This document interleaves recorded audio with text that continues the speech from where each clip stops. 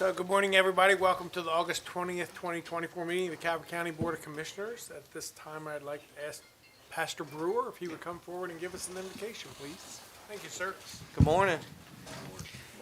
Good morning, everyone, and thank you for this invitation. I'm Pastor Eric Brewer. I represent Southern Calvert Baptist Church in Lusby. We're at the Southern Connector Circle, just at the top of the hill. I've been working in Calvert County for the last 7 years. I wasn't born here, I wasn't raised here, but I got here as fast as I could. So There you go. I appreciate all that you do for our community, for our county. We're heavily involved with our community there in Lusby, and so it's a privilege for me to represent our church and to pray for you, and I want to thank you for your service and all that you do. Let's go to the Lord in prayer together. Father God, we thank you so much for this new day of life that you've given to us, Lord. We thank you for the gift of life and all that entails. Lord, I thank you for these men and women who lead and who are servant leaders, Lord. You have called them to this position, and you've given them their leadership and their authority, Lord, and you teach us to respect our authority figures and to pray for our authority figures, Lord. And Lord, this is instituted by you, and so we humbly submit to your leadership in all of this. And I thank you for their tireless efforts, and Lord, you call them your ministers to the community, God. And Lord, I just pray that they'll lead in such a way that they know that one day they will give an account to you for how they've led. And so, Lord, it's a privilege for us to pray for them. I thank you for our county, our government. I thank you for our forefathers who instituted this form of government where we can speak out and be a part of the leadership. And Lord, we just want to live a peaceful and tranquil life, and you've given us leaders to make that possible. So I just pray for this meeting this morning. I pray for the power of your Holy Spirit that is here, that it would just give us wisdom and guide us through this meeting. And it's in Jesus' name I pray. Amen. Amen.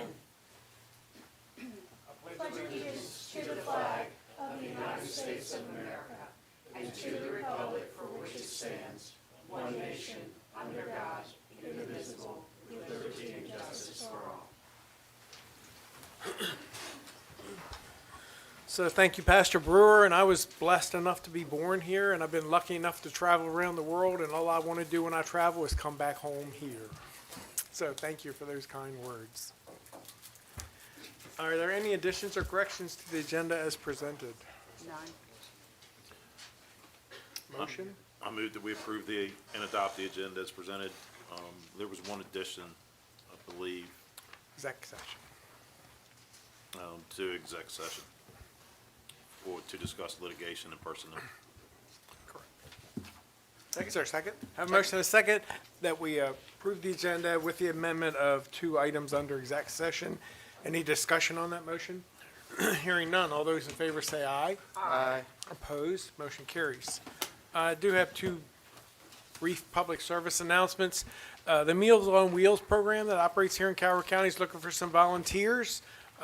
If you're not familiar, the Meals on Wheels program delivers meals to those homebound, usually older adults. Even if you can't drive, they still need people to help coordinate and service those needs. If you can only volunteer for 1 day a month for an hour or 2, that would be greatly appreciated. I can't talk. If you're interested, please call Sheila Gallagher at 410-535-4606, extension 8768. The only other item I have is our Department of Community Resources is seeking public feedback to help identify accessibility barriers within county facilities and programming to ensure equitable access. To review the draft plan, you can go to calvertcountymaryland.gov/ADA transition. Once again, the Community Resources Department is looking for some feedback, so we'd appreciate your feedback. That's all I have today. So that brings us to our first item on the agenda, which is an award by the Employee Recognition Committee. Morning. Morning. Morning. Good morning, Commissioners. Brooke Barco, Aquatic Division Chief, as well as Employee Recognition Committee Chair. So I'm here today to present the July Employee of the Month Award The Employee of the Month award acknowledges individual excellence for superior job performance and/or special individual efforts that go above and beyond the employee's normal job duties. So it is my pleasure to announce the Employee of the Month for July, Public Broadcast Specialist with the Department of Communications and Media Relations, Terrell Bullock. Terrell, if you'll please join me at the front.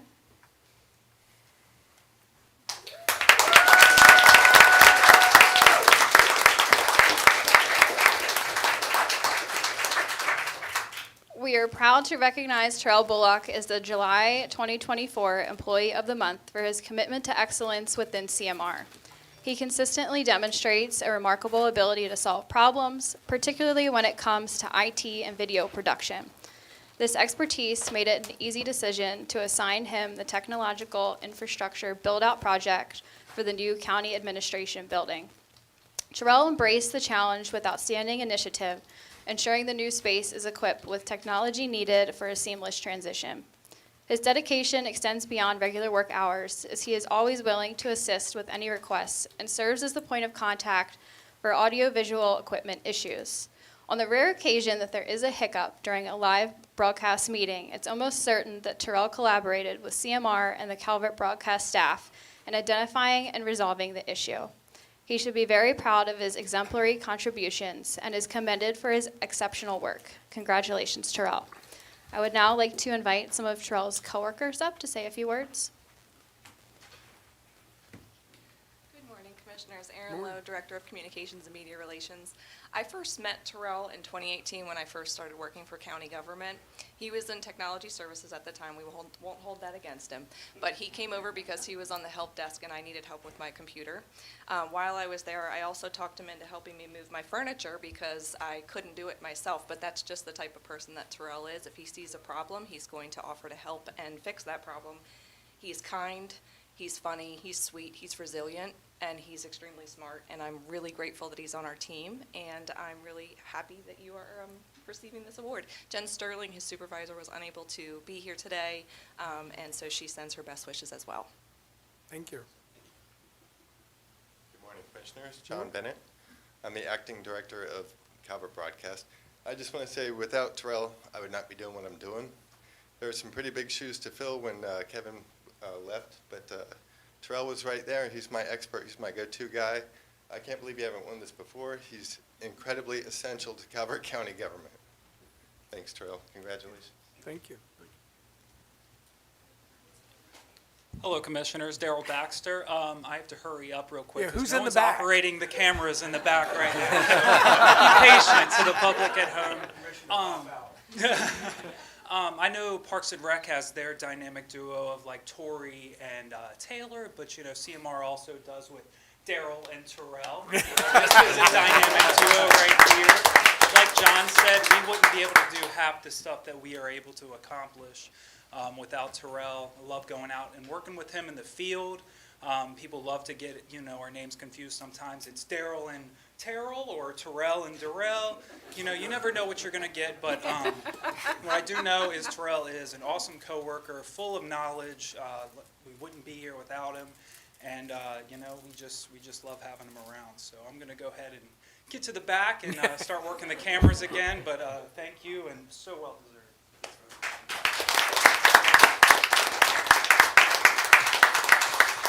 I guess this is the part where I talk, right? Yeah. I mean, really big shout out to Lynn Dye for nominating me. Shout out to the team behind me. Technology Services is here too. That's crazy, right? Shout out to CMR for just respecting my vision when it comes for me working. I know sometimes I can be like out of pocket because I'm like real creative and all that. And it's weird for government to be creative sometimes, but I really appreciate my team always being behind me when it's with me doing something different. So big shout out to them. Who do you have with you?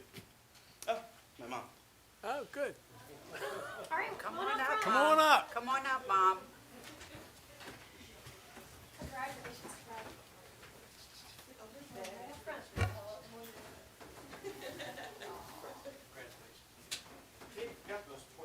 Money. Yes. As Commissioner Nutter always said, that's the most important thing.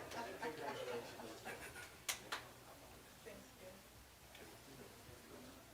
It's not money based on the budget. As soon as we get some money, then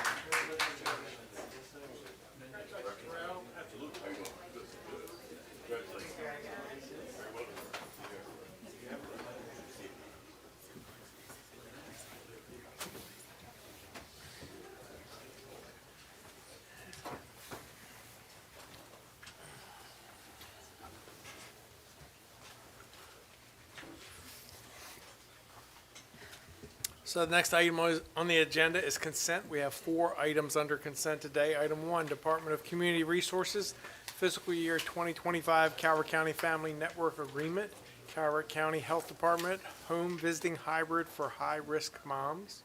Item 2, Department of Community Resources, fiscal year 2025 Community Partnership Agreement. Item 3, Department of Parks and Recreation, National Recreation and Parks Association Million Coaches Challenge Grant Memorandum of Understanding. Item 4, Department of Planning and Zoning Tidal Flood Mitigation Plan Funding.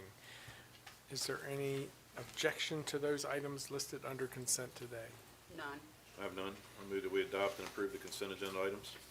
Second. I have a motion and a second that we adopt those items under consent today. Any discussion on that motion? Hearing none. All those in favor say aye. Aye. Opposed? Motion passes. New business. We're a little ahead of schedule, so we're going to move on to new business. Item 1 under new business, Office of the County Administrator, status of negotiations with Constellation. Good morning, Ms. Ashley. Good morning. Morning. Morning. Are we able to get Jana up? Jana should be online. So good morning, Commissioners. Ashley Staples Reed, Special Projects Program Manager with the Office of the County Administrator. We should have Jana Jackson online. Jana, if you want to say hi. Hi. Morning, Jana. Can't hear. We don't hear you, Jana. Terrell is fixing it right now. Oh, it's on our end, Jana. We're fixing it. Okay. So we do have Jana Jackson from Constellation. She's the Government Affairs Representative for Constellation. So I will get started on the memo while Daryl is fixing some of the audio visuals. And then we'll open it up for discussion. So status of the negotiations with Constellation. So for background, the local nuclear power plant, commonly referred to as Calvert Cliffs, is known and operated by Calvert Cliffs Nuclear Power Plant, LLC, a subsidiary of Constellation Energy Corporation. Though ownership has changed since the plant's construction in '93, their commitment to Calvert County and its community has largely remained the same. The generating facility site is located on approximately 1,500 acres of land, began commercial operation in May of '75, and expanded its capabilities in April of '77. The facility is currently licensed through 2034 for Unit 1 and 2036 for Unit 2. Discussion. The continuation of the symbiotic relationship. Constellation has offered a payment in lieu of taxes, otherwise known as a pilot, agreement for the 2023-2027 tax year, which would expire on June 30th, 2028.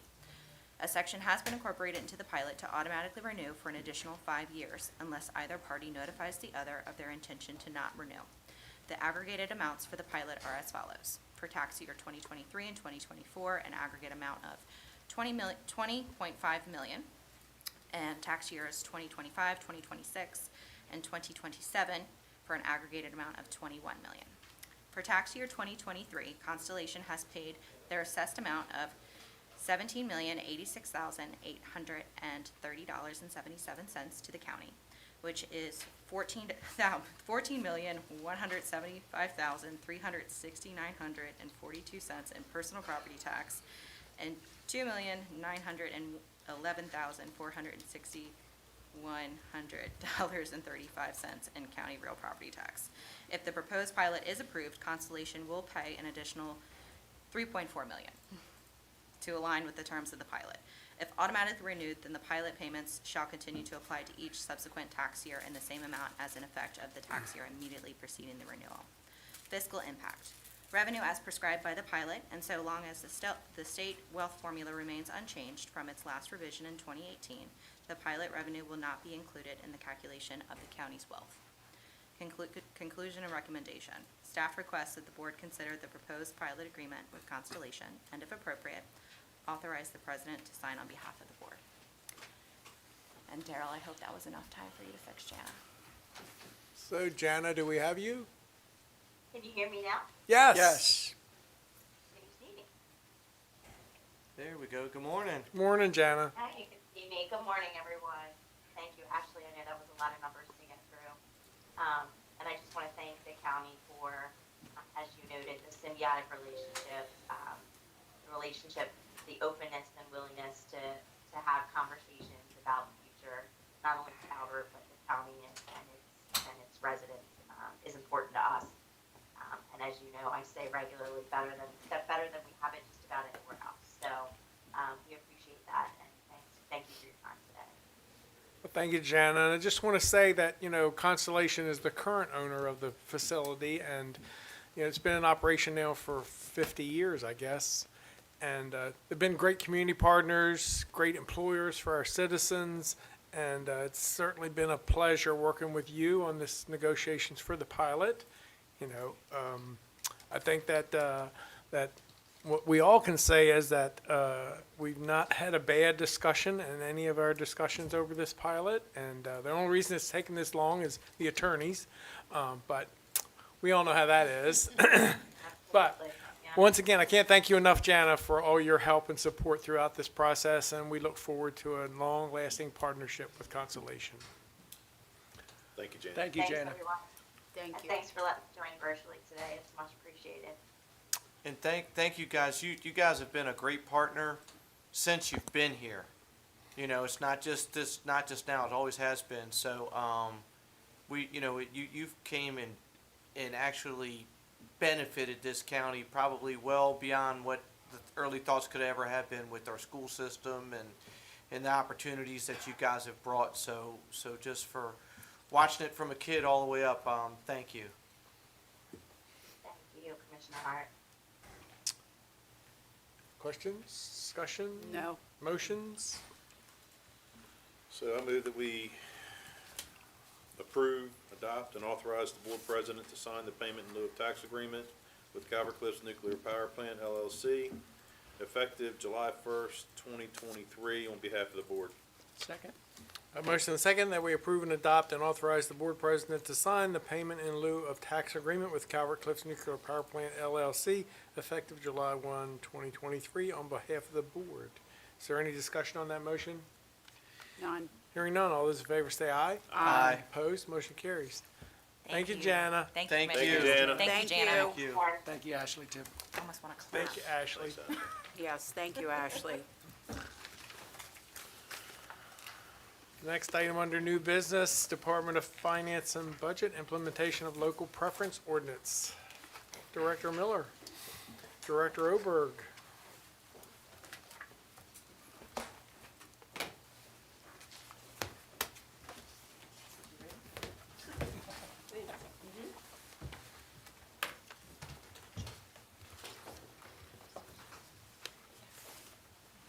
Good morning.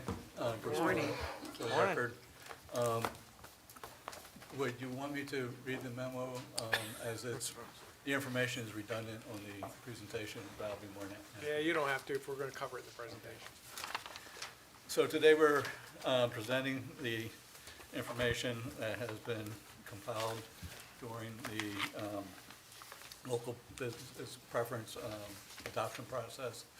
We've had a lot of outreach to different organizations, and before you is the discussion to bring you up to date. So in 2018, by background, the Board of County Commissioners established a reciprocal preference policy when awarding contracts for a resident bidder over a non-resident bidder that is equal to the preference.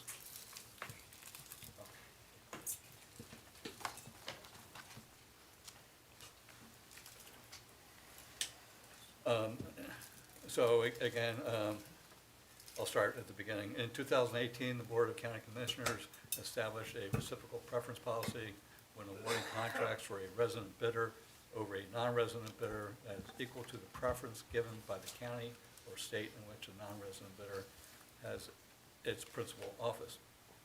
According to reciprocal preference historical data, non-resident business prevailed in contract awards, and combining local preference policies with a reciprocal preference could therefore ensure local businesses have a competitive chance in the county's bidding process. So the authority provided is Title VI, Chapter 6105 of the Code of Public Laws of Calvert County, Maryland, authorized the BOC to enact an ordinance that establishes a local preference for certain procurement contracts. And this will become effective October 1st of 2024. County staff leadership gathered community subject matter experts to help formulate the draft ordinance, including the County Chamber of Commerce, the County Calvert County Minority Business Alliance, and the Southern Maryland Minority Chamber of Commerce. And again, we've had ongoing meetings formulating the presentation.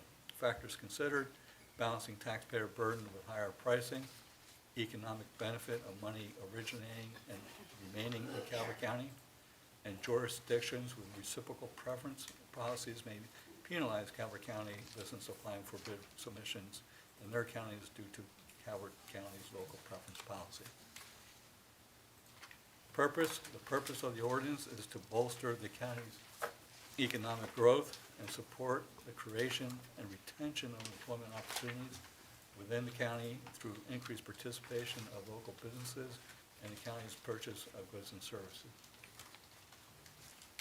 So the solicitation process for those bids under $30,000, if a resident business is involved in a bid process and their bid is not the lowest, the resident business shall be allowed a 5% local bid preference. If there is more than one resident business, the lowest resident business will be selected for the local bid preference. If this bidder declines, then the process will continue until the resident business is completed. If at the end, all local businesses decline, the contract goes to the lowest non-resident bidder. Excuse me, could you give an example of something we might bid on under $30,000? Well, the county has, through Public Works and other areas, all types of. Like janitorial services, Grass things of that mowing. nature, yeah.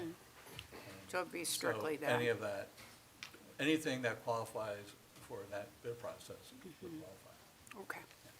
So it's pretty wide open. So that's the process for the informal bids under 30. For formal solicitations over $30,000, if a resident business bidder is involved in that bid process and their bid is not the lowest, the resident bidder may be allowed a 5% local preference and not to exceed $25,000. If there is more than one resident bidder, as previous, the same process, go through the list until you get to, and then if all local businesses decline, a contract goes to the lowest non-resident bidder. There are exclusions. Number one, if federal or state law, grant agreements or subrecipient agreements or other funding mechanisms supporting solicitation that precludes the offer of a local bid preference. When piggybacking other jurisdictions competitively bid contracts is another exclusion, or under a cooperative agreement. There's also exclusions for any discretion afforded by Title VI of the Code of Public Local Laws of Calvert County, Maryland, to waive competitive bidding requirements under the following situations. Where it can be demonstrated that the requiring department could not have foreseen the required purchase in sufficient time for normal purchasing procedures to be used. Emergency purchases where life is an immediate peril and likely will be endangered, or property will be destroyed, or considerable cost will be incurred because the event's beyond the control of the department if the procurement is not completed without delay. And finally, at the direction of the county administrator, when other overriding factors warrant an exception to this chapter. So the next steps, support for the resident bidders, offer workshops and resources to help local businesses improve their bid proposals and better understand the competitive landscape and how that could help increase their success rates. And then number two, set annual outreach goals with various training and workshop methods. Another is set stretch goals for resident bidders to include increase the number of bids received from resident bidders, and two, to encourage repeat participation from resident bidders. Historical data shows a low percentage of resident bidders that continue to participate. Also, recognizing that this is our first attempt at using this new tool to put the public money to work locally, staff should be prepared to report outcomes and experiences shared with them from the community and take a directive to return to the Board of County Commissioners periodically for the board to determine if adjustments are necessary to attain the goals of a local preference program. And in conclusion. Thank you for putting that in there. I think that's a very good step. Yeah, the feedback especially- loop is very, The very important. feedback, definitely. And since this is a first go-around for us, this will help Yeah, I'm tremendously. sure there will be some thoughts moving forward to the process. And the conclusion, fiscal impact, any higher costs should be returned in personal property and income taxes from enhanced revenues for local business. I would also throw the impact of M1 under that bullet, the money multiplier. And the recommendation, staff requests feedback and direction from the board before soliciting public input at the scheduled hearing for August 27th at 10:30 a.m. So with that, sir, conclude the presentation. Yes, ma'am. I would just like to add, we do have some special guests here with us. We have, I'd like to thank Edsel Brown and Gail Reed. Edsel's with the Southern Maryland Minority Chamber of Commerce, and Gail Reed is with the Calvert County Minority Business Alliance, and also Reed and Reed, a local bus company. And they've been very instrumental in this whole process, as well as, So why don't we let them Chamber. come up and introduce themselves, and they can talk about why they think this is important. and while they're walking up, I also wanted to recognize Kathy McAdams for taking the yeoman's share of this huge lift. And I thank her very much for her expertise and all of the effort that she's put into this. Thank you, Kathy. Thank you. Thank you. Good morning. Good morning, everyone. I'm Gail Reed. I'm the school bus contractor in Calvert County. And I felt this was very important because as local contractors here, we want to serve Calvert County. Calvert County's always been important to us. I was born and raised here. I've never left here except to go to college. I had to do that. But to come back here, this is always home, and it's very important that we make our home important. So the bidding and having the opportunity to work in our county and support our county has been very important to us. And that's the reason that we keep pushing for this to be completed and are happy to do whatever you would have us do to make it successful. Thank you. Thank you. Thank you.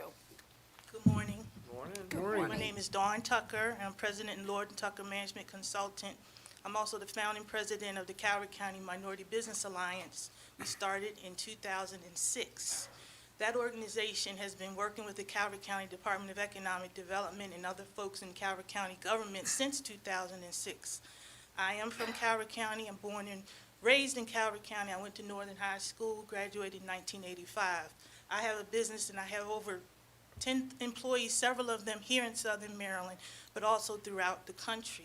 I focus on government contracting, but my business is primarily in the federal space, but we have been working to support our local businesses here in Calvert County and across Southern Maryland.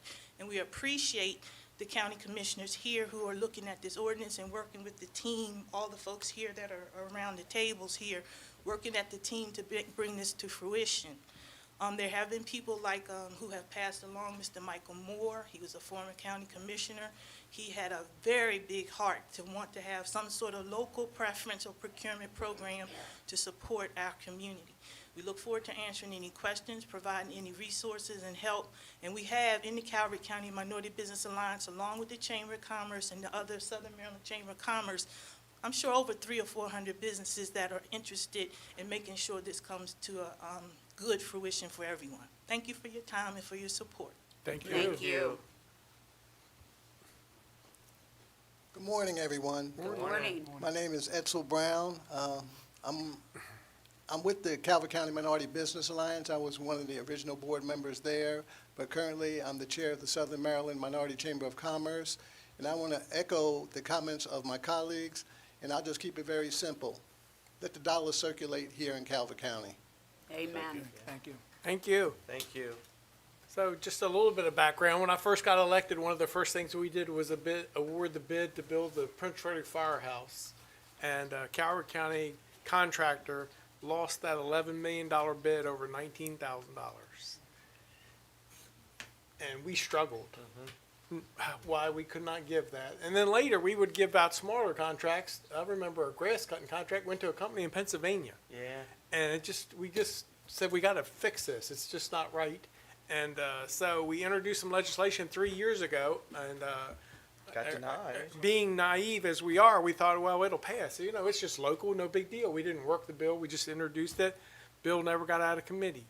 So we figured out we had work to do. So the next year, we reintroduced the bill. We worked it through the committee, thought we were going to get it out. Bill never got out of committee again. So the third year, we brought in our heavy hitters, which are the people that introduced themselves this morning, and other members of the community that went up, testified, wrote letters, work committee members, and the bill got passed. So we greatly appreciate your help and support, because without that, this would not have happened. And it's true what Mr. Brown said. I've seen statistics where when you award contracts to local businesses, 80% of that money stays in the community.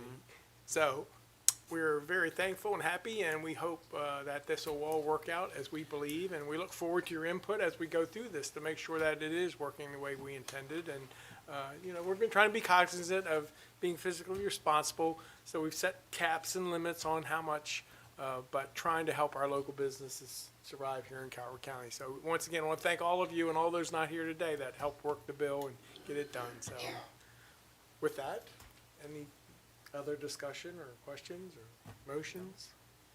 I have none. Like I said, we might have to tweak the process along the way, but that caveat's built in there as well, so. Yep. Motion? Mr. President, as I make a motion that staff request any. There's a motion on there. Yeah. Oh, it's really not any motion. You're just looking for direction. I'm sorry. Yeah, direction. So I think you've laid out your path moving forward. I think we're all good with that. So if you would continue with that and let us know when you're ready to move forward, we appreciate it. Well, I expect a public hearing next week. All right. Thank Okay, you. Thank you sir. very much. Thank you all. Thank you. Thank you. I was looking for a motion. Mr. President. Okay. I was trying to get it done. Put it in act. We tried it on my first board. So it's past 10:30, so we'll go back to item 4 on the agenda, is a public hearing. The Calvert County Sheriff's Office budget amendment for the capital improvement plan project detention center generator. Captain Cross, good morning, sir. Good morning, Commissioners. How are you all? Morning. Wonderful. Morning. Come on up and have a seat. Yeah.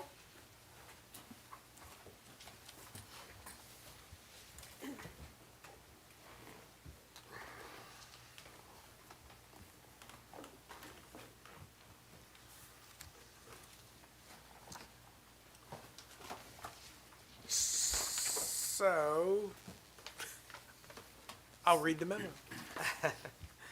The current generator at the detention center, which has been in service since 1997, is crucial for staff safety as it ensures an immediate switch from interrupted line current to generator power.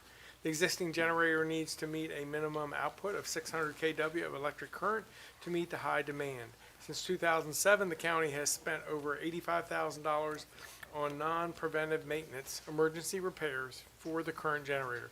The wiring, main current switch, and electric panel must be replaced as part of this project. In the approval fiscal year 2022 and 2023 budgets, the Board of County Commissioners allocated $1.1 million to replace the generator in the detention center.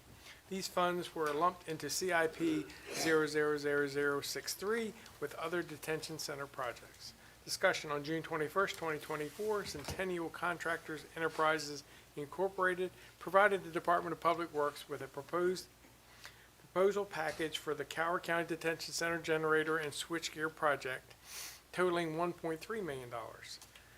In coordination with Department of Finance and Budget staff have identified additional funding in CIP 000063 that can be allocated to this project. CIP 000063 include projects like the generator, HVAC, and entrance gate renovation.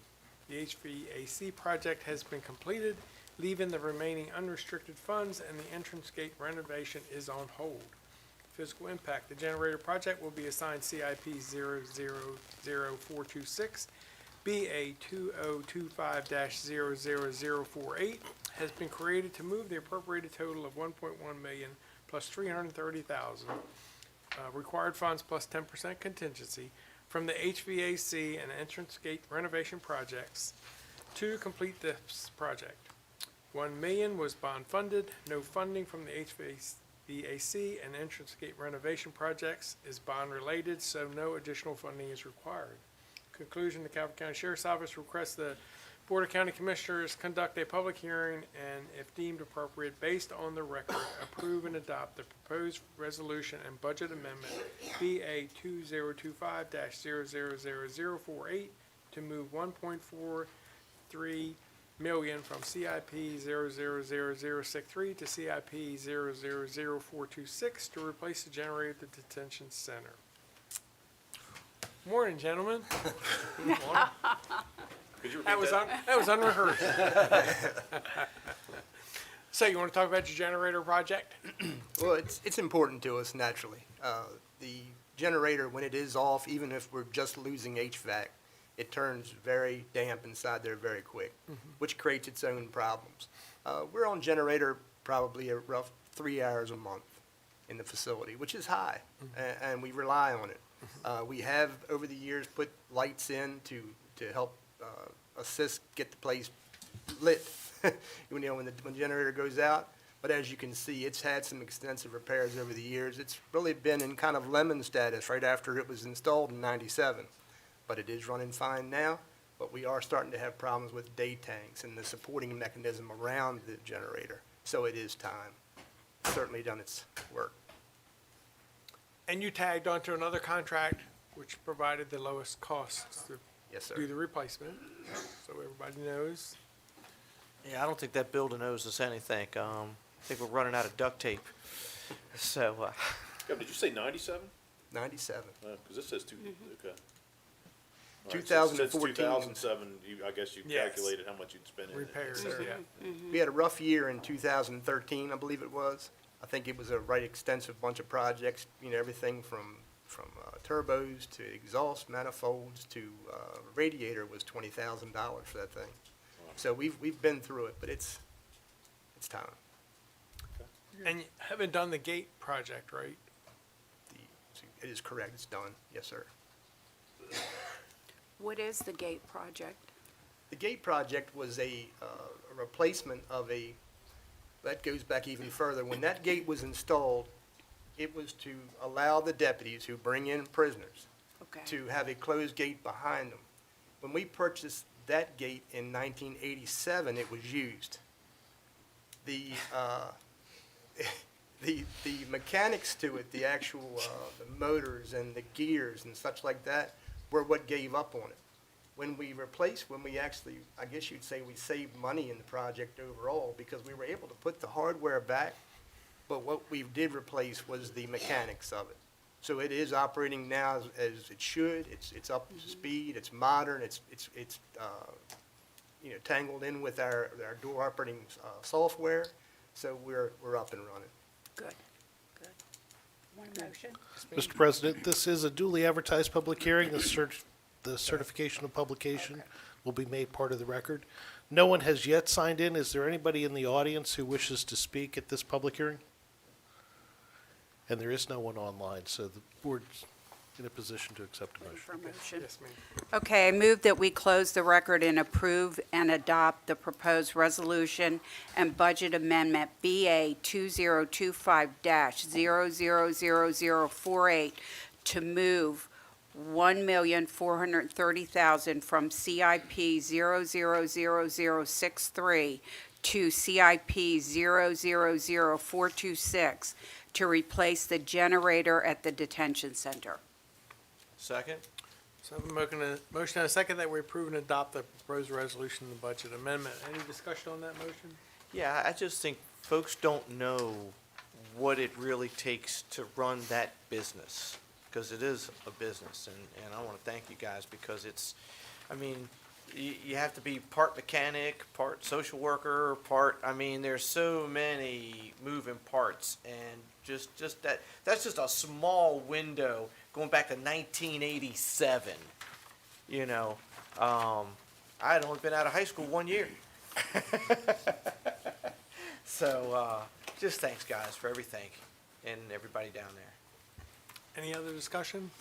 Hearing none, all those in favor say aye. Aye. Opposed, motion carries. Thank you, gentlemen. Thank Have a you. good day. Thank you. Thanks, guys. I believe that brings us to public comment.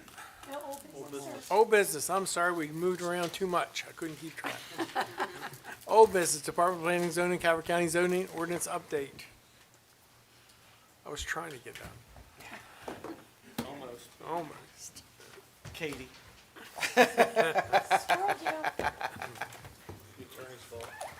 Katie, paying attention over there. Morning. Good morning, Commissioners. Mary Beth Cook, Director of Planning and Zoning. With me is Will Hager. He is our Planner 3, and Rachel O'Shea, our Zoning Planner. So this is a follow-up to our July 30th presentation, where we were looking to finalize all of the items to be able to release the second draft of the zoning ordinance update. We're back with 2 additional items for discussion and hoping to get decisions today so that we can stay on our timeline to release that second draft at the end of August. So I will turn it over to staff. Good morning, Commissioners. First, we'll go over introduction and background. Staff has been working on updating the Calvert County zoning ordinance to bring it into compliance with the current comprehensive plan. Our first public draft was made available in May of 2023. Since then, we've done work sessions with the Planning Commission and BOCC and have been working through those directions and comments to work on a final draft. At the county website /zoning ordinance update is where the public and everyone can access the draft articles, the draft zoning map, direction on how to submit comment, and other supplemental materials to explain the proposed changes. Staff is currently working on finalizing the next draft with the goal of having it completed and out to the public fall of 2024. And today, as Mary indicated, we're following up from our item on July 30th to bring you additional information regarding our town centers.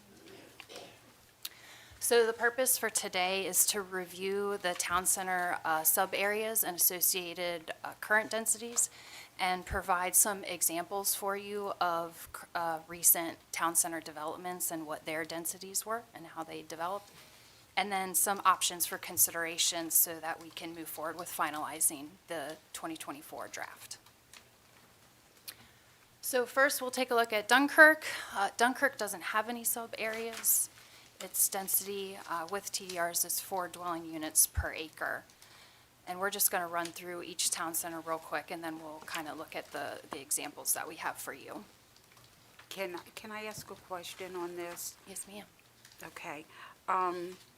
So it says 4 dwelling units per acre, so that would be for family housing, single family, right? Okay. Any type of housing, which would be single-family townhouses, apartments. I mean, you wouldn't be able to achieve Much. apartments at 4 units per acre, Okay. most likely. But could you get 4 family? That's only a quarter acre, right? It's 4 dwelling units per acre, yes, so that would be a quarter acre if you had an acre. So I thought with the regs you had to have the 10,000 square feet for just septic alone. That's if it's on private well and septic, but if there was a community system, potentially a quarter acre could be feasible. If there was water and sewer. Correct. Right, which we currently don't have. That's correct. And then we're proposing reducing 14 dwelling units to 7. And where you have the asterisk, I would imagine age-restricted multifamily would be 55 and older, that type of building? Correct. Okay, thank you. So next is Owings. There's 3 sub-areas in Owings, the core, village, and edge. Currently, in the zoning ordinance, there's no maximum in terms of residential density. The proposed, as directed by the BOCC, is to drop that down to 7 units per acre. Maybe this is a different discussion, I don't know if we're at that point. So on the last board, we had a discussion of how many TDRs per units. And I think we ended up settling to move it up to, it was what, is it 5 on a single family, 3 on a, can you run that past me again, what their requirements were? How many TDRs per? I believe off the top of my head, it was 5 for single family, and then it dropped down to 3 3 if and it then was to over. 2. Yeah. Is this a window to try to get that back to 5 for everything, or will that come up again? That can be brought up. We can be directed to look at that. Currently, like apartments, if it's a 3-bedroom apartment, you're paying 3 TDRs, 2-bedroom apartment, 2 TDRs, Right, 1 and bedroom, 1 one. TDR. But Yes, the you're impact's correct. still the same, and we were unable to get that back up to the original 5. So I didn't know if there was an appetite to go back at that again, because one apartment unit, same impact, if it's 1 bedroom, same impact as 3. I mean, it's still on the water and sewer thing, you can still put 2 or 3 people, there's no limitations on how many people, you know what I'm saying? So, I didn't know if that window was coming up again to address that. The window's open as long as we're not at a public hearing discussing this, which won't be happening till December, so at any time, the commissioners could direct us to change how many TDRs we charge per unit. Yeah, but process-wise, if you wanted to do that, today would be the window. Today would be the, Because they're getting ready to hold public hearings, so you would want Right. the public to have Would an like to make- opportunity. And if you brought something like that up later, we'd have to start the process over again. That's We what I was trying to wondering, and avoid I'd that, just like to yes. take it back to where it originally was. I thought it was fine the way it was, where it was just 5 across the board. Way back. Yeah. Yeah, way back. Right, so the way that we're moving forward with the density change to knock it down to 7 is a text amendment that will have to be adopted for each town center ordinance that we're going to be doing concurrently with the zoning ordinance update public hearing. So we could also do the same thing with that if there's interest to include that as a text amendment, because it would also have to be amended with each town center zoning ordinance in addition Well, I to the mean a county. blanket, not per town center, just a blanket across, because I believe that's the way it was before, before it got broke up. Correct, but there's language in each ordinance, so it would still be a text amendment for each But ordinance. we wouldn't do that here? Yes. Yes. Oh, okay. Yes. So, I would like to go back to that because I sat in when that was discombobulated and changes were made and I did not like it. Let me just put it that way. And I would, like Commissioner Hart said, I would like to go back to what once was. So correct me if I'm wrong, for low-income apartments, none of this applies anyhow, correct? Yes, well, you can do an exemption if it meets that threshold to be exempt from the TDR requirement. it's not automatic. And senior housing too. And senior housing is also taken out of that. And I think and we would have to go back and double check, but normally in each town center ordinance, if it has that exemption included, it is spelled out in the town center ordinance. So you want to make a change, we need a motion. oh, Make a motion. I make a motion that we go to any dwelling that requires 5 TDRs. Second. So that motion is second, that we change the requirement for TDRs to 5 across the board. Discussion on that motion? Should we finish the thing before, because some of that's going to come out to play, I think, when they go through their,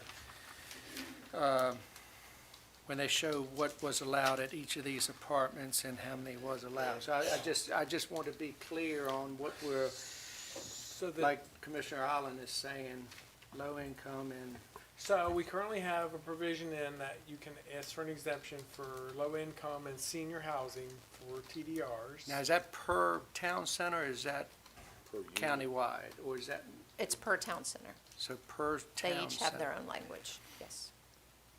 So you taking that off the plate with your motion? No. Nope. I don't want to speak. No. No. That said any dwelling. Seniors have always been exempt. Okay, that's it. So we And we're started, exempting low income also? Well, like Maria Vista, there's provisions, I just don't know what the threshold is, but And that's what I was trying to clear up. yeah, it won't affect the exemption. this It is will not. the typical build a 1, 2, 3, what have you, charge 3,000, what have you, thing, and not have to pay the TDR, to pay the lower TDRs. This is to go back and address the way it originally was to handle that impact. So the history was, up until 10 years ago, I'm guessing. I'd say. It took 5 TDRs for every apartment, every townhouse, every house. The change was made 3 boards ago. For apartments, they changed it to 1.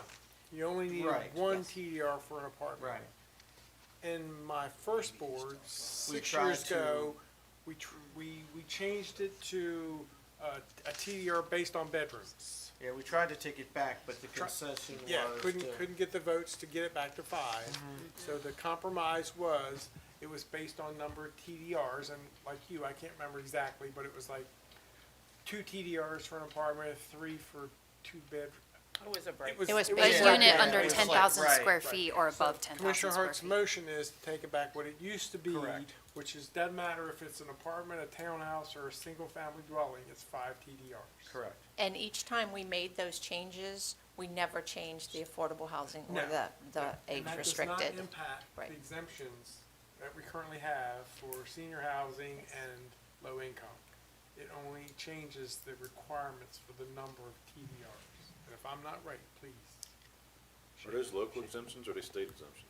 They're local. It's a local This is all program, local. so this is all local. So my second question is, who are we grandfathering in, who aren't we grandfathering? When does this take effect? When does, That'll happen with the adopting ordinance after we have the public hearing. So we'll work on language and we'll bring that forward at the public hearing. What do the commissioners desire? Where do you want to draw the line? And typically, it's if there's some commitment, a concept plan for site plans and preliminary for subdivisions. But that needs a sunset too. And it 'Cause I'm does. gonna build a shopping mall, but I'm gonna wait 50 years to build it. That needs a sunset. So you have to be in the process, and then our ordinance kicks in to say how much time you have to finish the process. So typically for site plans, I think it's 3 years if you get a 1-year extension. So yeah, there are sunsets already built into the program. So there, just for clarification, there are, with the site plans, you can expect to be grandfathered in, as long as you have your site plan in. If you have your site plan in and have been to the planning commission to get concept approval. Okay, thank you. Any other discussion on the motion? Hearing none, all those in favor say aye. Aye. Opposed? Motion carried. Continue. All right, we'll continue with the presentation. Reviewing Huntingtown. Huntingtown also has 3 sub-areas, mixed-use, neighborhood, and residential. Current for mixed use is up to 70% lot coverage, and then for the other 2, 1 per 15,000 square feet. And just simplifying that with the proposed, it usually comes out to about 2 units per acre. So I don't want to rewrite all of history, but we used to change the town center descriptions. We had majors and minors. And my previous board got rid of all that, which I oppose, because I think there is a difference. I don't think they all are all the same. So I notice as you're going through this, the different town centers have different densities. What'd you base that on? Well, we haven't changed them. I mean, I don't really Well, water and know sewer from was like the history determining how. factor on major and minor, which was silly because Solomon's was a major and there's obviously no place to build anything. So the perception, was there. So I think that's like the confusion come in. But I'm with President Hance. I'd like to go back to the major minor designation that we had. And really, that's in the comprehensive plan, and it was really just a description that was used in the comprehensive plan. As we're going through this, you can see those densities that are lower in the town centers were what were the minor town centers, and by density, we're not changing that. they're going to stay low density. So that's a comp plan thing, that's not a zoning ordinance. That's thing. correct. So, Yes. I'm just reliving history and, you know, I Trying to- think most of us agree that there is a difference between the town centers, and we were concerned that when you took away those different designations, all of a sudden now they're all the same, and one could come in and say, well, if they're all the same, they should all have the same densities. And- Right. And so that, And they're not the same, and. but that's a right. discussion for another day, I'm sorry. No, Thank you. Well, and when we go through and start looking at updating the individual town center ordinances, we will be taking a look at the sub-areas. Originally, the sub-areas were created and named based off of what was found in that area of land use. And they have changed, obviously, significantly since then and need to be re-examined and maybe take another look if we need to reduce the number of sub-areas or change the names or uses that are found in them, so. Thank you. Prince Frederick has 8 sub-areas. That aren't showing up on there. I wonder if Yes. they're, can we hit again? Uh-oh. Will they show up? Nope. No. Huh. All right, interesting. The Well- big change in Prince Frederick is truly, we had 14 dwelling units per acre, and we're proposing to reduce across the board 7. Down to 7, correct. So the sub-areas would be outside of the border that's already shown there? The sub-areas are shaded in the different colors. Oh, so those are the subs? Yes. Okay. Just being, okay. Yes, for Prince Frederick, you have Old Town Residential, Old Town Transitional, Fairground District, Entry, Village, Newtown, and Forest. And the purpose of those is, There's different types of uses that are allowed in the various areas. The Entry and the Newtown and the Village really are the highest with a lot of commercial uses that are permitted. The Old Town and the Old Town Residential are, you're getting a little further away from the core of the town center, so it's more encouraged, especially for the Old Town Residential, to be residentially developed to support the town center. is Forest part of the town center? It is. Seems Really? strange to have a forest district in a town center. Yeah, why is that? It's got a lot of environmentally sensitive areas in it, although the Prince Frederick Crossing subdivision up off of 231 is actually in the forest. But as you go further south, there's a lot of streams and But wetlands. Can it not be developed? How do you keep it from being developed? I mean, Really, the state regulations Okay. keep a lot of the development from occurring. Because the loop road is proposed to go down through the forest district and connect back into Reform. We've always thought that can't happen because, Be a lot of stream crossings. yeah, once you get above Kenmar, it's a swamp. Yes, And that's where the proposed road is supposed to go, so. correct. Didn't make a lot of sense, but I think there's a map somewhere. Thank you.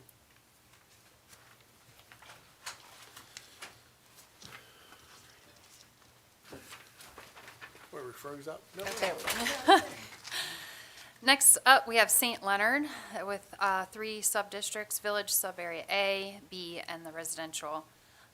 Currently, the density is 1 per 20,000 square feet for the Sub-Area A and B, and then TDRs are not permitted to increase density above 1 unit per 40,000 square feet for the residential. So for proposed, for the sub-areas, it's 2 per acre, and then for the residential, 1 per acre. Why is it 1 per 40,000 and not just 1 per acre? yeah, I'm trying to figure that out. That's the way it was originally written. I don't think any of us were here then. That's how the original zoning ordinance for the town center And was normally you written. hear it's in acres and just, Right. you're just a little short there. I was Right. just wondering. Right, so we're not really trying to change anything, but just simplifying the language, so. Then we have Lusby, also, this one has 5 sub-districts: institutional, neighborhood commercial, village residential office, and village edge. The village residential office and the village edge currently are at 9, proposed to go down to 7. All the other districts, residential dwellings are not permitted, they're primarily for commercial uses. And then Solomon's. Solomon's has 20 sub-districts. So the few that are a little different, C1 for single-family dwellings is 1 per acre, and then all the other unit types can go up to 20, again, to propose to go down to 7. C6 for single-family is 10 per acre, and all other unit types 10 per acre, again, to go down to 7. Sub-area C7 for single-family and other unit types is 4 per acre to remain at 4, and then all the other unit types are set at 7 to remain at 7. So let me ask something. So is Dow technically Solomon's now with the post office change? Is this, because with water and sewer, that 7 concerns me because that gives you a whole lot more play than some of the, 7 in an area that's not water and sewer, there's so much for stormwater management and everything else like this. You could do apartments on 7. You can. And so, yes, you can see the Dow is most of the D, from D4, D5, D3, all of the Es, and a bit of C7. And somebody already tried that before. So much time and so much taxpayer dollar was spent to fix Dow Road. My God, it was in 3 phases that went over 10 years. It was set up with a nice park, Amory Gardens. I mean, and they just won't stop. If they can put an apartment on top of their mama, they'll do it. That's what they figured out. There's no room for single-family homes, so if you could just pumping these things and pumping them. I mean, if this is the thing, my stance on high density. Do you have a proposal? I mean, Can I ask, before you do that, why is C7 different than C1 and 6?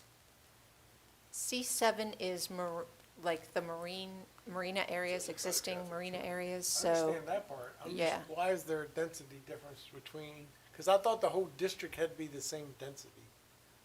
No. So why is 1 and 6, 7, and So C1 is the core of Solomon's, and so that was always where the highest density was permitted. The C6 is just above the core, and there again, that's where Avondale is, and it was pretty, I'm gonna ask her a question. a little bit higher density. C7 are those marinas, so that was just always, that wasn't where we wanted to locate housing because they were successful, open marinas, and then just all the other districts were 7, so we're but proposing. isn't that to where keep like those. Oyster Bay is and those other? Oyster Bay townhouses? is. It's on Dow. Yeah, it's E1. That's C7, or is that E? No, that's where the marina is, C7 off, Oh, C7 is only the marina, yes, and E1 is where all the condos and Yes. apartments are? Yes. Okay. So let me ask you Okay. this, even at a 4, doesn't that allow you to put several units up on water and sewer? potentially townhouses, sure. So I look, I understand the need for things. I do, Aren't you in a house in Oyster Bay? I do. But how many do you need? Is my question. But I do. Just saying. No, I do. I don't hide from anything. I mean, you know that. Look, if I had $1 for every time I've apologized on here, I'm a complete open book. I'm going to die here. I don't care about what somebody thinks but you evolve. And I understand having apartments, I understand having townhomes, I understand how that. My question has always been is how many? Because the roads haven't increased. Water and sewer plants are what they are. Our resources are what they are. So why we're at this point here, and I'm not saying, hey, okay, I bought a condo there, it's good for me, not everybody else. I waited for one to come open, and I bought it. And I think everybody else is welcome to that too, but how many do you need? And that's where I'm going here, so if you have 4 per acre, what does that look like? So we have a few slides that are coming up next. Maybe it would be helpful if we went through some actual. Because I know what 7 looks like. Right, and we'll show you And- what it took to achieve, what density it took to achieve these projects, and then we can circle back and see if you want to change any of the density. Go to next slide. Okay, thank you. So our first example that we have is Beech Tree Apartments. This was a 25-acre project, and they built 249 multifamily units, and it came out to a density of 10 units per acre, but they were allowed or permitted up to 14. And Mary Beth, with this example here is a very good example of it was allowed 14, but restrictions on parking on slopes, you're not going to get it. Correct. And if you go to the next two slides, it's another two good examples. So the next example is Calvert Hills Apartments. This was a 22-acre project. They put in 96 multifamily units, and it came out to 4.4 dwelling units per acre. But again, they were allowed or permitted up to 14 units per acre. That's just for that phase. Yes.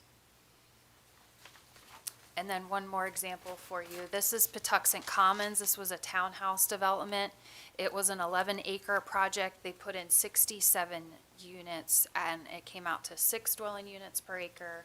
Again, they were permitted up to 14. So with the math to 7, then you would just cut that in half, right? You'd say it's 34 or what have you? Is that what you're saying if it's 7? No, so right now, today, 14 dwelling Right, units. but on the other So slide where fi- it was permitted 7, that same exact, if that was 11 acres there, you're talking 33 units.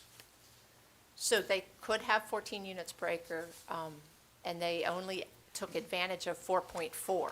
But if we change it to 7, they could still achieve that 4.4. So, so what I guess what I'm trying to ask is, so if just take this one exact one here, there's 67 units at 14 allowed. If it was cut to 7, am I cutting the units in half or no? No, because they ended up only doing 6 dwelling units per acre. So even if Okay, so they the only did permitted 6. density was 7, they still could have done this project just the way that it was done at 6 And that's where dwelling I'm units per going. acre. So, it doesn't take that much property. The next thing you know, you've added, because we all know each unit is 2 cars. So you take like a Dow Road, that's a single lane road, and millions of dollars were spent on that road. I mean, that road needed it. And you drop another 200 or whatever have you cars on there. And then with having the nursing home there, having a field there, having Amory Gardens there, you get right back into the same problem with the rest of this is we don't have the infrastructure. And I know, Go back to Beach Street. You can keep talking, I just want to yeah, say Beach Street. and see, that was proposed for Dow Road. I told you that story when I got the phone call to change, they wanted us to change the zoning to go like where the post office is and everything. I guess 14, because 14's not allowed there now, right? Yes, that's the It is. current. There is. In Prince Frederick, yes. No, No, on Dow Solomon's, Road. No. it'll be 7, So what's allowed there today? proposed 7. No, but what's on the books for today? Existing along Dow Road would be 7. Okay, so I guess they wanted to take it to the 14 is what it was, and which would allow the beech tree, which is 249. But even like, and I guess where I'm going, what I'm trying to get the easy math in my head is if 7 is where it's at today, would still allow half of that number, correct? Probably more than half, yes. Yeah, more than half. Because That's a they, lot, and that's what I'm saying. So it sounds like, you're doing something when you go from 14 to 7, but you're really not. I mean, yeah, you're cutting down units, but you're still not solving the infrastructure problem. You're not solving the school problem. I mean, But that- EMTs, any of that stuff. You're not solving any of the cost that comes to the residents by adding these high-density units. but we did increase the number of requirements for our adequate public facilities, and all new projects coming in the door today have to meet But that. the game is gonna be, I already own the property, I'm gonna race to COA, I'm gonna get my plans done, I'm gonna get it my foot in the door, and then 5 years later, you're looking at all that. I mean, that's the game. But, And they know how to play it. And they're faster than we are. That's just it. They're faster than we are, they're tenacious, they don't stop. And that's what I'm saying. I mean, if I'm misunderstanding where we're at today, this is finally the piece to try to curve all that. I couldn't get it curved before. I'm trying to do it today. We don't have the infrastructure. And I'm gonna go while I'm on my pulpit, I'm gonna give you another one. My liquor store is responsible for its footprint, as it should be. That license is a privilege. Somebody comes in there drunk, and I serve them, I could lose my license. I serve a minor, I could lose my license. A fight in the parking lot, and I am responsible for that, and I embrace that. That is that privilege. These are businesses. These are not social programs. I have yet to see one to go, we're going to take care of our seniors.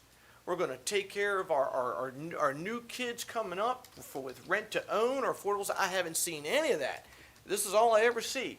So this is a for-profit business, but yet it is not responsible for its footprint. Because if that traffic goes to whatever, as the man told me, ain't my problem, it's yours. So why are the residents responsible for the footprint of these businesses? Because we go, well, it's zoned, but zoning's not enough. Impact fee is supposed to cover that. And it doesn't. I know. That means you And gotta that's what raise it. I'm saying, and I get labeled like this crazy man. These guys make a ton of dough, fight you every step of the way, find every loophole, everything, push it all to the limit, all over a dollar bill. And that's a fact. Whether that hurts feelings or not, it ain't about right or wrong. They don't care what you want, Calvert County. They don't care. They don't care you came here for a rural thing. They don't care. They don't care how many kids are in the school. How many times we've been asked, can you raise Northern and Honeytown over 100%? Pat Nutter said on my first board, 100% is 100%. They don't care. We're supposed to have the keys to that car. And that number just don't get it done. So, sorry, based on Beach Street, why didn't they develop the wooded area that's left? It's an environmentally Slopes, sensitive slopes. area, So they developed everything they possibly could. most likely. That's why they didn't get to 14. And that's what holds most of them back. That's what's True, gonna hold a lot of it's them a back. lot of projects in the county, Yes. yes. And the Parking. new APFO has All got this shit. stricter requirements for slopes. It has stricter requirements for stormwater management, for water and sewer, for roads. We've increased the level of service. Schools stayed the same, and we added public safety. So under the new APFO, he wouldn't have been able to do that. If one of those facilities wasn't adequate, What, he didn't they wouldn't have. build 100-foot retaining walls so they could build what they built? But I don't know that the adequate public facilities would have prohibited that. Slopes. As steep slopes isn't a criteria.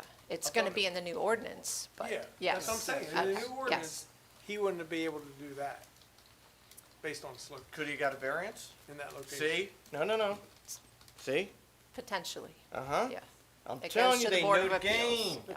They know the game, and they are better at it than we are. They are. And if and they you know find what they a weak pray? link, they pray, jump on it. If there's somebody against it, let's get rid of that commissioner. Let's get a new one in who's going to play ball or doesn't know because they're so green that they go, oh, well, no, this could never happen. And then you go, how did this happen? Because they know the game. They count on staff retiring out and getting older and newbies coming in. And you know what the newbies know how to do? Read the book. That's it. ABC 1, 2, 3. That's it. But the ones that have been there a long time, they know the game, they know all the different things. I'm telling you, all you have to do is look around this state, go to St. Mary's County, go to Charles, go to Anne Arundel, and you see it. The examples are right there. We're next. We're next. And this is the only mechanism to stop it. And I really thought when I proposed the beginning of the year reducing density from 14 to 7, I thought that was a really good thing. Well, it was at the time, but now as I look at this, I think it should be 4 across the board. So we'll finish this and then I'll make a motion. Continue. So I don't know if you want to continue the density discussion first, because we're kind of switching gears on the next slide. Yes, if you're going to the next topic, yes, we should finish the density discussion. Can you scroll through the next couple slides? I just want to renew my, You want me to go backwards? yeah, please. I want to see the projects. Oh. So Beach Tree, Yeah, Calvert Calvert Hills, Hills, and Patuxent Commons. okay. So we're looking for Density. direction. Well, I make a motion that we reduce density in all town centers from 14 dwelling units per acre to 4 dwelling units per acre across the board. Second. So you want to, I'm just clarification. You want to set the density at 4 unless it's already lower than 4? Yes. Because Huntington's had proposed Yeah, it too. well, that's what I want to make clarify Yeah, here. Huntington's Yes, proposed it good. too. So you're going to raise Yes. Huntington to So 4? you want to, yes, your motion, I'm just suggesting here, your motion wants to be that you want to set the density at 4 unless it's already lower than that.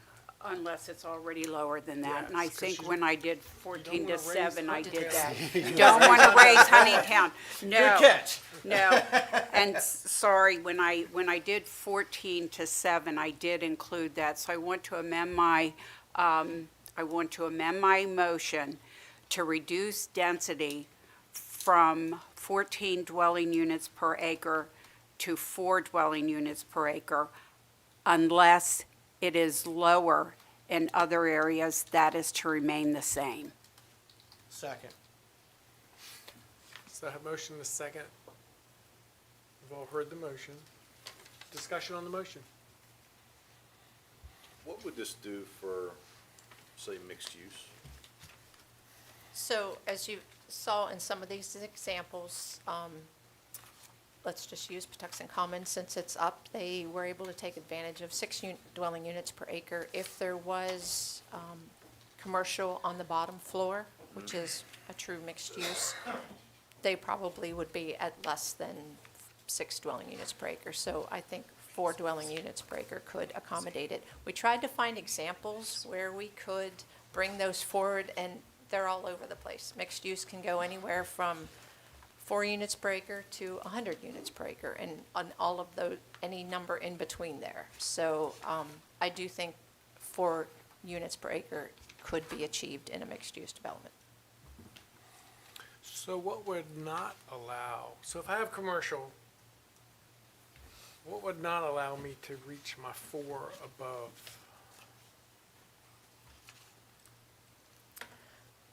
Each project is going to be unique. I know. So Parking. it's based on the Parking. size, parking, sure. But if you have a commercial development where you want to do apartments above, you would be limited to 4 dwelling units per acre, but I do think you could still do a successful mixed-use development using that. Right. Would you incentivize the mixed use? How would you like to incentivize it? I mean, right now, we do encourage it, but no one's taken advantage of it. Why? There is no actual incentive. We can encourage, but we can't require. So Armory Square was a good example. We were hoping to get mixed use there, and it didn't happen. So what, you've not had discussions about what incentives it would take to get that to happen? Not your, Well, who's doing brick and mortar these days anyway? yeah. I mean, brick and mortar's dead, and the rents are just brutal, and all the requirements are brutal. And Amazon is just ruling the day. But if you had mixed use, you would think that might help brick and mortar work. Well, the 'Cause landlords you'd would have be a using that different right as a income source of stream. income. Mm-hmm. It would be more in line with the comprehensive plan. So we'd have to think about incentives like that. And the only incentive is reducing TDRs that I can think of off the top of my head, or an impact fee. That's a scary slope. I'm just throwing stuff on the wall. I mean, right now, it's not an issue because there is no project like that. I But mean, because everybody says it's just not cost effective. right, so to me, the motion that Commissioner Grasso is Yeah, it's 2 separate issues. sure, but, Yeah. but while we're on this motion, to me, that's the purest form. I understand trying to incorporate that if something happens, but I don't foresee where that will be, where's it gonna happen? I will say that I thought 7 was the number. Until you look at these projects. That's what I thought, definitely. And as technology gets better, you think can't happen in Dunkirk because there ain't no water and sewer? How's that shopping center up there? They'll put in these systems that'll say, hey, it's self-contained and blah, blah, blah, and the state's allowed us to go out and get this consultant and do this other thing, and the state takes it. So if the state takes it, they are too smart. So my opinion is we have taken good strides to knock the density down. You take Prince Frederick, we've gone from 14 to 7. St. Leonard, we've gone back to 2. Lusby from 9 to 7. Solomons, we have gone from 20 to 7, 10 to 7. So we have made good strides, and I do feel good with the numbers that staff has given us in reducing that density. If we drop it too much, I just feel it's going to push it to other farms and places where we're going to be impacting the rural character of Calvert County. But how are we gonna do that? But because it's going to drive it to the subdivision. Well, a lot of those sold TDRs, and you still have a one per acre now in those? What's the One- In the RCD, yeah, one dwelling unit per acre. so. So you're just going to make them, people go elsewhere outside your town Well, centers. I mean, they would try, they're trying to do it now. You know, I mean, but now this is the easy money. This is the low hanging fruit, you know. And, I mean, I know we still got some things. That's why I'm a big fan of buying as many TDRs as we can and retiring them. But Commissioner Cox, the argument has always been they can't afford to live out in the country because those houses are too expensive. So if you don't have an apartment, they're not going to a house out in the country. They can't afford it. They're going to go to Charles County or Prince George's or someplace else to find affordable housing. Because people aren't, I don't think, I could be dead wrong, people aren't making a choice because I'd rather live in an apartment than a house. The choice is I can't afford the house. So my only economic environment is an apartment or a townhouse because it's cheaper. But like I said, after seeing these pictures, Look at that door it opens. 7 wouldn't have stopped any of these. Nope. Wouldn't have stopped, well, maybe. It just made it Beach smaller, that's all. It just lessered the units. And with the new rules with the ABF, it's going to put Well, unless another they get a impact variance. on that we're not looking at also. Well, 7 would have stopped Peachtree. Yes. No, it just made it smaller. Made it a little bit smaller.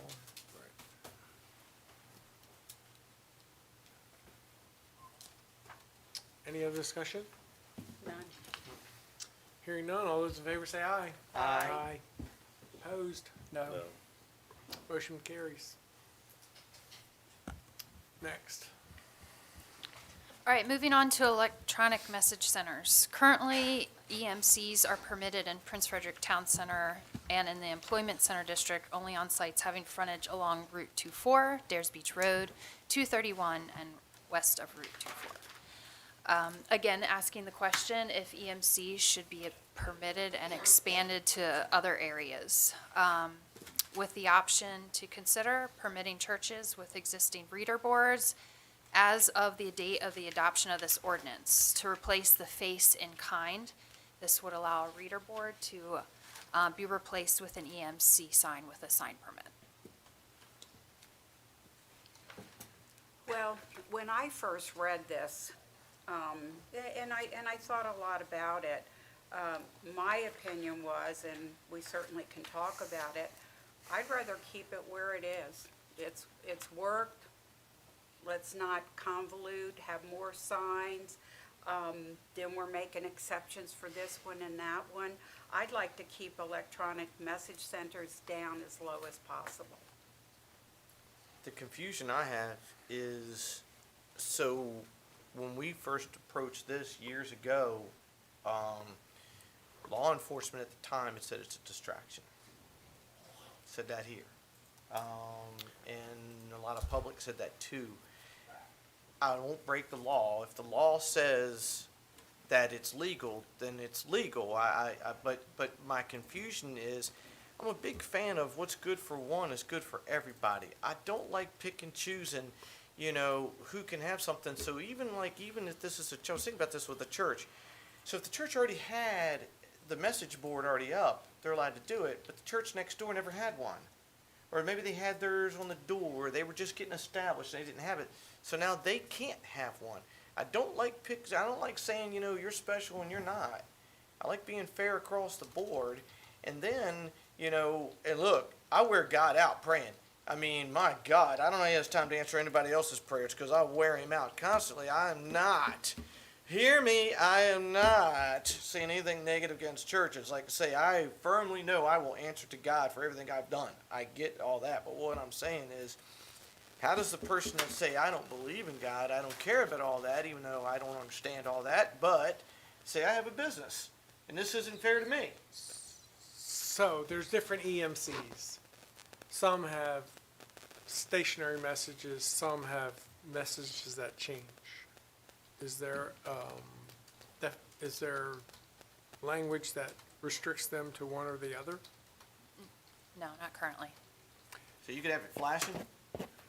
Yes. It can be See? a flashing sign. I do believe there is some language in the existing ordinance about how often you can change it.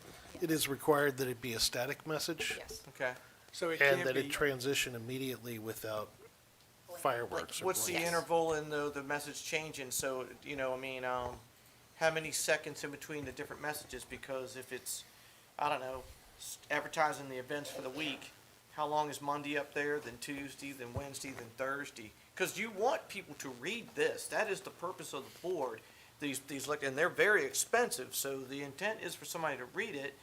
The fear I have is if you're driving down the road and you're reading it. so is there language that restricts the time when it changes? No, not currently. And that was discussed at the time when the sign ordinance was changed in 2018, but I don't think anybody could ever come to an agreement what the right amount of time was, so that it was left out. Well, I think the right time is, daily or something. Daily or per events. Right, because I agree. A message that changes constantly, if you're driving down the road, you're trying to read the message because it's trying to give you a whole bunch. But a sign that just says, hey, church on Sunday from 8 to 12, as long as it always says church on Or Sunday yard from 8 to sale on 12, Saturday. Or yard sale on Saturday, is different to me But than a these signs message are that like changed. thousands of dollars. Is somebody going to purchase a $30,000 sign just to say open on Sunday? Well, there again, technology has changed. So I mean, you are they don't cheaper have to- these days? I don't know. So they don't have to go outside, they can do it from their phone, they can change that Sure. message from inside, and they're not climbing up on a chair to change the signs, to change the letters. I mean, So I that- get that's it. why Like I I'm- say, as far as a business is, businesses want them all day long because they're much more efficient, they're cleaner. I mean, I understand all that argument. My fear is just, is somebody gonna be driving and it's, you know, here and they go, what did the thing say? Or, you know, that's the distraction. But I don't, that's why I'm asking questions. No difference than the gas stations that have their prices up on Sunday. Right. Right, but it's a stationary thing and you look up and go, okay, gas is whatever today. I mean, so I'm curious too, is there verbiage of how often it can change? We can add it. So I think that's helpful. Have we had a lot of questions from the churches to permit them to have these signs? Yes. Okay. Has it been a large number, or enough where you felt you had to address it, obviously? I think that's why this topic has been brought up multiple times, because Okay. we do get phone calls from churches about wanting EMCs. And they're primarily the only businesses that we get calls from on a consistent basis that are interested in them. Okay, so they're now permitted in Prince Frederick Town Center and in the employment center district only. So you are asking us if we would approve adding churches into this mix, and it would just be churches. Churches that have existing reader boards today. Okay, If they don't have a sign, they don't get a sign. okay. Okay. But- but, I mean, we can change the language the way it's Of that written. message. That's the only Let thing that bothers staff me. take care of that, yep.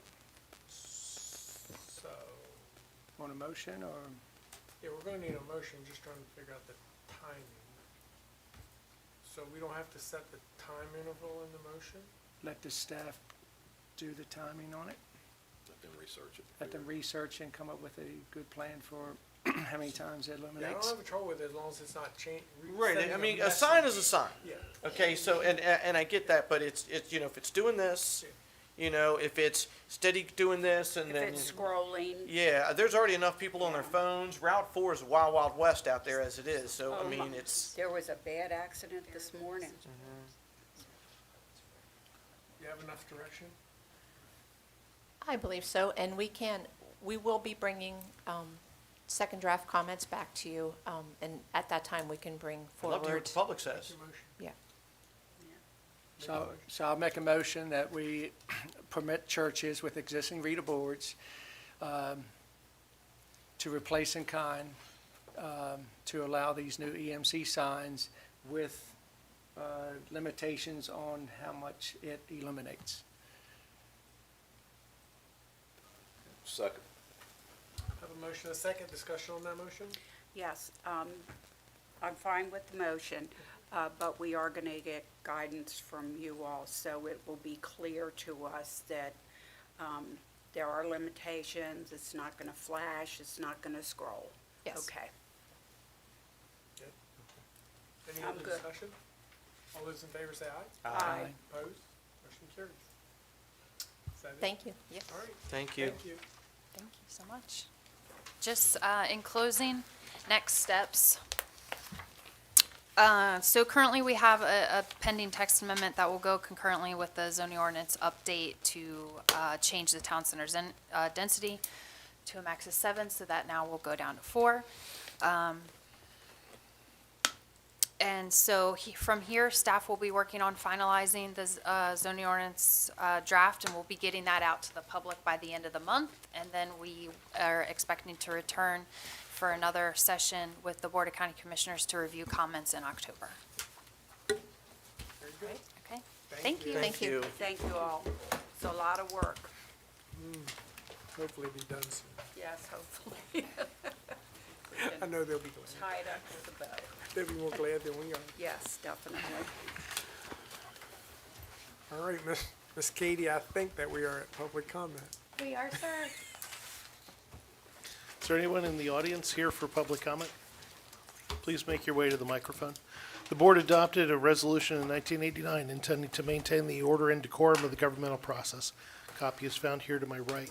Persons are welcome to address the Board of County Commissioners on any matter germane to the business of county government. Those addressing the board shall not be uncivil, rude, vulgar, profane, or otherwise disruptive to the conduct of the board's business. All speakers must identify themselves, and whether speaking as an individual will be allocated 2 minutes, or as the appointed spokesperson of a group will be allocated 5. Nobody's attending virtually. The Ethics Commission has asked that we remind speakers of public comment that lobbyists include those who seek to influence public policy, and lobbyists must register in advance. Please. Hi. Good morning, everybody. I'm Donna Zupanik, and I'm speaking for myself. And I'm so glad, I felt like I could say amen to you, Commissioner Hart, and what you were saying. And I want to say thank you for dropping it down to 4. I know we've been fighting this for a long time. So everything I wanted to say is kind of doesn't mean so much. But I guess my real question is, when we had that November 22, and you guys voted to put a stop to high-density building and stuff like that, and reading this, it's very difficult. And trying to figure out, and like what you were saying, there's a lot of things like from time to time, or there's things that they can vote over. And my question is, when we did this, they let things go ahead if they were already in the system, but how are we going to stop what's already been in? And when you put this proposal for only 4, and it's not going to the end of December, and you have all these people already putting in as fast as they can, how to stop it? That was my real question about that, because it's difficult for me. I'm sure it's difficult for you. I just want it to stop. I don't know what it does good for our community to have all these high density. And you talk about there's not enough housing for lower income. Well, then let them build it. You could do condos where people have to actually buy if they're the ones that have already gone through, so that they have teeth in the game. Because people who own things take care of it better, and they make it more of their county, and it would keep it, keep country. We want to keep the country, and I know that's what you all were elected on, is to stop this high density growth. I mean, just look at Prince Frederick, And I'm not sure, I know when we did this meeting, at the time, Prince Frederick, they said that the sewer system was at max capacity, and you talked to 5 different people, and they gave you 5 different capacity. We're at 80%, we're at 100%, we're at 90%. So a lot of times, I feel like you're not even getting the correct information and who you go to find it. But thanks for your time. Thank you. Thank you. Thank you. Hello. Hi. Testing. My name is Jana Barbario, and I live in the northern end of Calvert County, and I'm speaking on behalf of the Republican Women Leaders of Calvert. I share with Commissioners Hart, Grasso, and Hance the dislike of high-density apartment projects currently moving through the process. I understand those citizens who have property that backs up against the proposed Lusby Villas site, and their concerns voiced at meetings about environment, schools, and safety. I doubt they would take the time to speak out if these concerns were not ones that the commissioners who may want to move forward in the Lusby Villas should take seriously. At a recent Neighborhood Watch meeting this year, the consensus of the sheriff's deputy, the state police, and the state's attorney is that more crime is associated with high-density housing. Even though no environmental impact study is required, the citizens have a right to request it and a legal standing to protest anything that can harm their environment. Even though traffic studies have been done, the citizens have a right to request an updated one and an opportunity to dispute any study that is not accurate or does not address their concerns. Even though the schools in the Southern District may be well below capacity, the citizens have a right to be concerned about the problems created by a new population of students when the discipline issues in the Calvert County public school systems are at a fever pitch. Even though the Thomas Johnson Bridge is not considered in the study for this project because it may be beyond the range of state consideration, the community surrounding the Lusby Villa project has a right to be concerned about the traffic impacts. Those that live in the area know best the area's resources and limitations and have the greatest and most important legal standing. The legal reasons that are needed for the BOCC to stop or delay the Lusby Villa project need to be named and presented. One legal reason may include the Memorandum of Understanding. Attorneys' legal advice representing both sides of the issue would be a wise strategy, one for the county and one for the citizens. The reasonable and fair response of the BOCC is to provide answers by allowing all sides due diligence, and to that end, to certainly, at a minimum, make a motion to delay the project until all the citizens' concerns have been satisfactorily addressed. Thank you for your time and attention to this matter. Thank you. Thank you. That's the last speaker. Thank you. So that brings us to Commissioner reports. Commissioner Hart? So, we've talked about mental illness and people having troubles in their life. And so recently there was someone who took their own life on the Solomons Bridge. And we're a small community down there and everybody knows each other. And I just say that, you know, sometimes you think you know what's going on inside somebody and you don't. And just to take the time to try to reach out to these people because it's the people left behind, you know, with all the answers and questions. And my deepest condolences out to that family right now. So that's all I have. Thank you. Commissioner Rice? I echo what Commissioner Hart said about the mental illness and the lives that we're losing to suicide in this county. The one thing I did for the better part of last week, I was at Mako. Yay! Yeah. No comment. That's it. Commissioner Cox? Thank you, Mr. President. We did have a good Mako conference last week with everybody down there. And just a heads up, school starts next Tuesday, so let's be careful on our roads. Yeah. Commissioner Ireland? I was also at Mako, and I'll tell you, one of the breakout sessions that I attended covered shoreline erosion. It's actually kind of scary you think about our community. One of the things that came out of that is every house that's below sea level right now, I'm sorry, at sea level, within 60 years, if your sea level's gonna rise 5 feet. So all of our waterfront communities, if you think about how much impact that's gonna have on a lot of homes in these shoreline communities, a lot of them are gonna be underwater, they're gonna be gone. Houses that may be 3 or 4 streets back, may be waterfront by that time. You think about Chesapeake Beach, you think about North Beach. It's definitely gonna impact, a lot of our county. Gave me a lot of thoughts leaving Mako, just thinking about how our county's gonna be affected over that period of time. So just keep that in the back of your mind. Thank you. So, we didn't meet last week, but the week prior to that was National Night Out. It was a very good night. I was very busy. I started out at the Calvert Pines in Prince Frederick. I went to Calvert Town, then I went to Gray Ray Post, then I went to Oakland Hall, and then I went to Brooms Island. And it was really good getting out and seeing, and I went to Yardley Hills. So it's good to get out in the communities and see people come out and spend some time together, and there were a lot of fun activities. Want to thank all the county services and staff that were out that night providing information and activities, so I want to thank them for that. We did attend Mako last week and always learned something new at Mako. We did have a meeting with the state Secretary of Transportation, talked about the projects that are going on in Calvert County, complained about a few things. We did ask for a crosswalk at Dunkirk between Dunkirk Park and the shopping center because we know kids are running across the road to get, and so we've asked them if they would look at putting a crosswalk in. We looked at timing the lights again in Prince Frederick.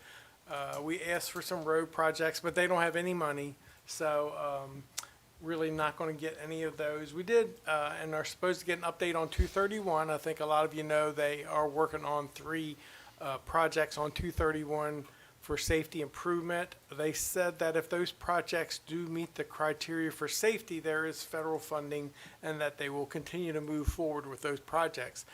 But if they don't qualify for federal funding, I think what I read between the lines was the project's probably not going to continue to move forward because they have I forget what he did say now, $1 billion deficit in the next 2 years for transportation. So, large. yeah, so that tells you what's going to happen there. We also met with the governor on Friday, talked about our issues. The governor, he's governor. He's a very personable guy. Understood our issues, but I don't think we got any resolution for our issues. He did tell us that he is going to bring the cabinet to Calvert County sometime in January. Other governors have done that where they go to a county, they hold a cabinet meeting, invite the public in. So we look forward to being able to schedule that and have him and the cabinet down here sometime in January. So I guess some of you today sat and listened to our zoning ordinance update. We've had a lot of discussion about Lusby Villas, not so much the project in Prince Frederick, but there's another much larger project coming in Prince Frederick. And, I grew up in Calvert County, and it was a much different place when I grew up than it is today. And I ran to try to protect some of the culture. And I hear, you ran and said you were going to stop all this. Well, the problem is that these projects were in place before I got elected, have been in process, and everybody says, well, just vote and stop them. Well, legally, you can't do that. The zoning ordinance, once we adopt this zoning ordinance in December or whenever we adopt it, that's going to set in place the parameters for projects that occur in the town centers. It's going to set the density. It's going to set what can happen where. And so that's going to set the tone. So once you do that, when a project starts to move through the process, you just can't vote and stop it. Can you, Mr. County Attorney?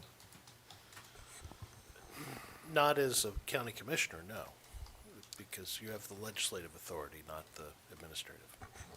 So we can't just vote and stop them. The criteria's been established, the density's been established. As long as that project continues to move and it meets all the regulations and requirements, you can't just say, we don't like it, stop it. We just can't. We could do that. We could vote next Tuesday to kill the Lusby Villas project. We'd be in court the next week, and within a few months, we'd be in court and we would lose. I'll take my chances. We would lose. Because that's just not the way it works. Just like if I bought a lot to build a house, I save up my money And in a few years, I have enough money, I hire an architect to design my house, I hire an engineer to lay my house out, I do all the site planning work, I go in and apply for a building permit, and then all of a sudden, the county says, well, you can't do that. I wouldn't be very happy, and I would have expended a lot of money. And I'll give you that on a personal house, but my belief is that when you do a business, you're responsible for a footprint, and until that's satisfied, whether it's environmental or any type of thing, and I got it. The things put in place back then did not go far enough, and as our discussion today proved, even right here, we've seen, and that's why I go back to, they're smarter than us. It's what they do. They study it, they do everything. My belief is there should be a mechanism, though, where we put common sense back into things, and I know that doesn't always jive with what the county attorney would tell us. I get that, but a common sense should be put in and go, hey, okay, wait a minute, this project here, we don't have the infrastructure for it, no matter what it is. I'm not listening to any individual project, I'm just saying it in general, because I'll tell you, just like with my own business, that's in place, and it's vague verbiage. It's like your impact cannot be detrimental. We don't have that verbiage. They do have that. Well, They not do really. have that. Not really. They do have that. Why don't they? So if you go back to prior to 22, a traffic study is a D. From your parking space to the first artery. And we've changed that in the new rules. But I'm saying but that stuff that's grandfathered in all the way through there should be a mechanism to go, that was fine maybe 20 years ago or 10 years ago. But so when I was a kid, the population was 26,000. Now that's the population of Lusby. Now think about that. That was the whole county. So that's what I'm saying. We don't have a mechanism to go, they change in my world, in my alcohol world, they change those laws all the time. And there ain't you used to do, cigarettes used to be 18 years old to buy cigarettes. Now it's 21. They didn't say, well, hey, Mike Hart, you were selling cigarettes for 15 years before this at 18, now 21. And that's what I'm saying. We don't have in place a mechanism to adjust fast enough as things change. We don't. And But that's the problem. they're operating on the rules that were in place when they started the process. And that's just how it works. We might not like it, but that's how it works. And this board is making changes to fix that. I But like it's this. not- I like this today. It's not fast enough to capture those projects. And I do worry, like the young lady said, there's a whole bunch of people out there right now going, oh my God, I was on the fence. Let's get down there. Because I watched that back in 1990 was the impact fee debacle when it went from $4,300 to $13,000. There was builders standing there pumping them through. You were working here, okay? You were working here, pumping them through, boy. And if you weren't in that inn, there was, and I can't even remember the number. I think it was, oh man. But that's the public process, Commissioner Hart. People wouldn't like it if we just did things tomorrow. I They agree. might like it if we did certain things tomorrow. I But agree. a lot of other things, they wouldn't like it if we implement tomorrow. And we have to go through a process to gather public input, I'm with public that. input, and that process takes time. And you're right. These guys, it's all about money. Mm-hmm. And you've said before, well, if we had changed this, they wouldn't meet the deadline. Yes, they will. They'll work 24 hours a day to No meet matter those what. deadlines because Sure. it's money. To save that So dollar, we're- forget the impact on the community. We're never going to be faster than they are. Never. Well, hopefully today was the right step. And we are. And you're worried about what's going to happen between now and December. We monitor those things, and there is nothing else in the pipe. We're watching that to make sure. But those projects that have been in place for years, you can't just pull the rug. Those guys have spent millions of dollars. You can't pull the rug out from under them. You wouldn't like it. I wouldn't like it. It's not fair to do to somebody else. Our goal is this board, and look, whatever we do now, the next board can come in 2 years and change it all and go back. Sure. So whatever we do just makes us feel good today, if we're being real and honest. Because the next board, in their first meeting, can make a motion to change it all and go to 20 units per acre. Well, what I'm hoping is obviously it has to be done public, but the public is a whole lot more in tune today than years ago. And- Because whoever thought the county would turn this way? And that's been my whole point during this process. The public needs to be engaged now in the zoning ordinance update, not 2 years from now when the project's hitting the ground.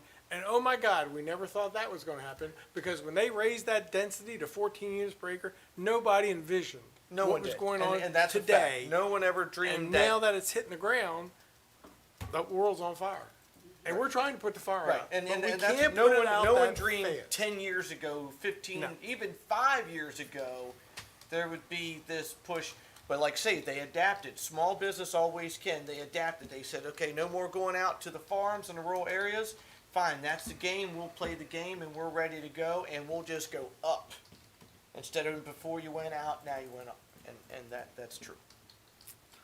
I'm sorry, we digressed.